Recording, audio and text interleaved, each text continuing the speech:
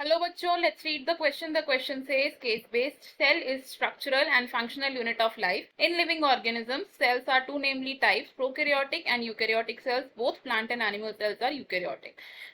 Though plant and animal cells show some similar basic structure, but they also differ from each other in a number of ways. Study the above paragraph and answer the following question. हमारे पास एक passage दिया है. Passage में कहा गया है कि cell structural and functional unit है लाइफ की.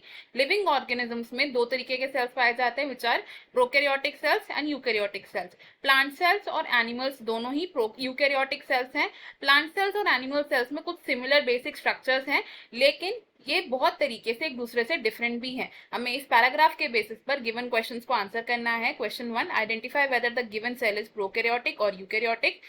Given one reason for your answer: A, prokaryotic presence of cell wall; B, prokaryotic presence of true nucleus; C, eukaryotic presence of true nucleus; D, eukaryotic presence of cell wall. Question 2, match the column 1 labelings and the column 2 cell component. Question 3, identify whether it is a plant cell or an animal cell. Give one reason: A, plant cell presence of chloroplast; B, plant cell presence of incipient nucleus; C, animal cell presence of chloroplast; D, plant cell presence of nucleus. Question 4, cell wall of the plant cell is composed of A, peptidoglycan; B, hemicellulose; C, chitin; D, cellulose. सबसे पहले बात करते हैं इस question के की concept की. इस क्वेश्चन में हमारा की कॉन्सेप्ट है सेल. सेल को हम बोलते हैं basic structural and functional unit of life. And cell दो तरीके के हो सकते हैं. These are prokaryotic cell and eukaryotic cells. जो प्रोकैरियोटिक सेल्स होते हैं इनमें well defined nuclear region absent होता है. Absence of well defined nuclear region and eukaryotic cells में well defined nuclear region present होता है. They show the presence of well defined nuclear region. Prokaryotic cells में एक ट्रू न्यूक्लियस एब्सेंट होता है.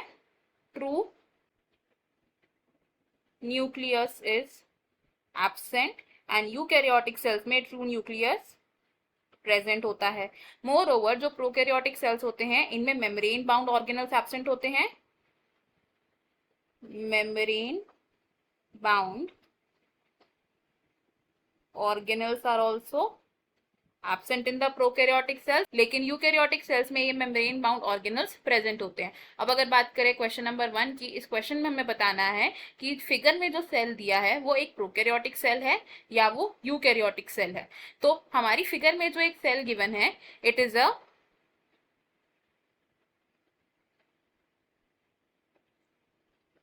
Eukaryotic cell.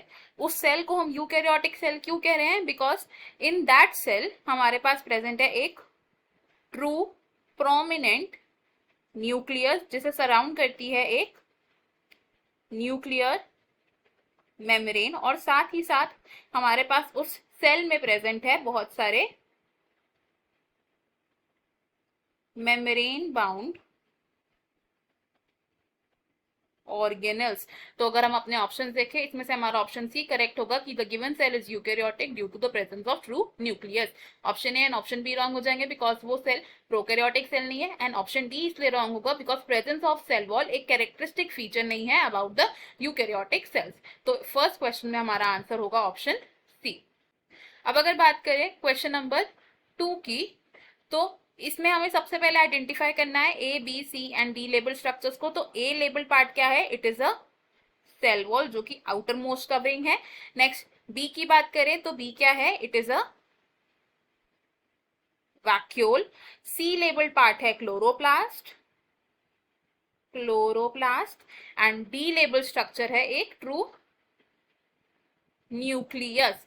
अब अगर हम इन्हें मैच करें तो ए क्या है? It is cell wall, B is vacuole, C is chloroplast and D is nucleus.